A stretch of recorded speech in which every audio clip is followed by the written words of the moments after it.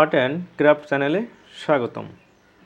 বন্ধুরা, আজকে আমরা এই ফুলদানিটি রং করব। একই সাথে আমরা রং করার কিছু বেসিক জিনিস জেনে নিব। তো প্যাস্টেল রং করতে গেলে প্রথমে ডার্ক থেকে লাইটে রং করতে হয়।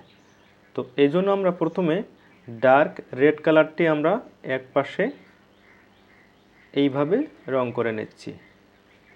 এরপরে আমরা লাইট কালারে রং করব।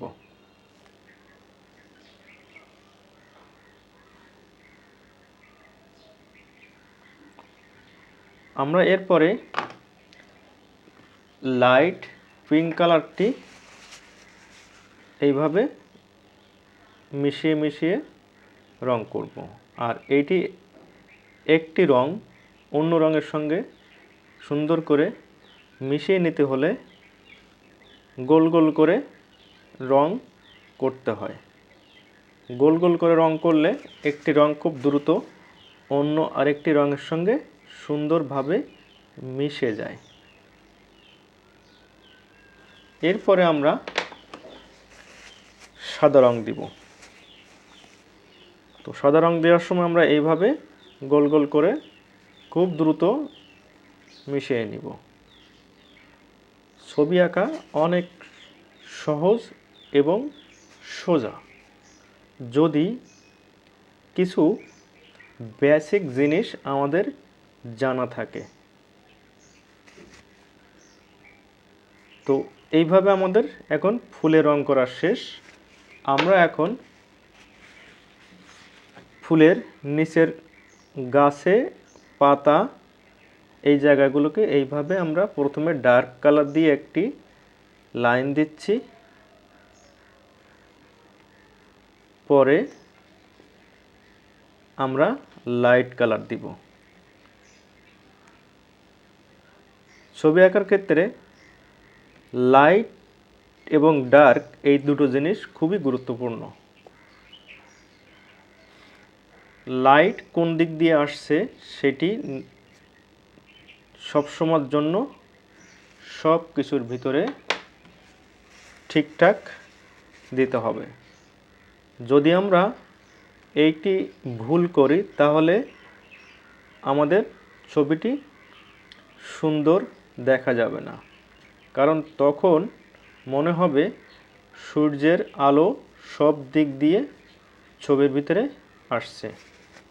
তো এই জন্য আমরা প্রথমে এইটিকে আগে ঠিক করে নিব যে আমাদের লাইটটি কোন দিক দিয়ে আমাদের ছবির ভিতরে পৌঁছাচ্ছে, এইটি নিশ্চিত করতে হবে। এরপরে আমরা নিচের ফুলের টপটি আমরা প্রথমে এইভাবে ব্রাউন কালার দিয়ে নিচ্ছি।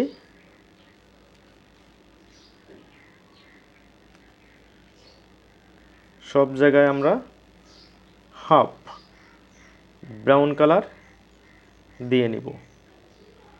এরপরে আমরা অরেঞ্জ কালারটি ঠিক এইভাবে আমরা রং করে নিব।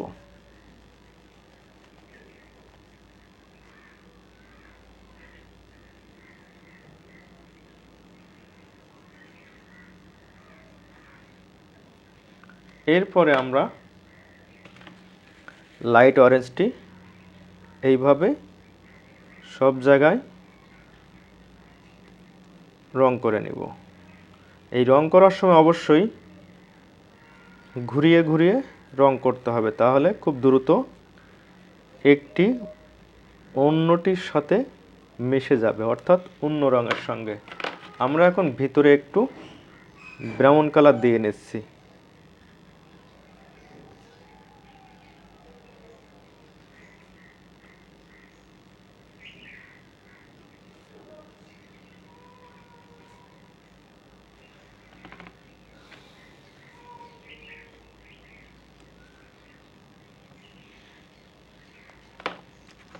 আমরা এখন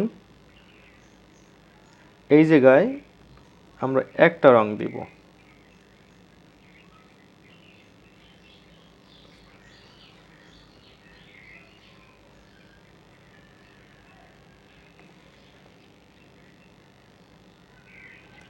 আমাদের এটি রং করা শেষ। যদি আজকের এটি ভালো লাগে তাহলে সাথেই থাকবেন। ধন্যবাদ।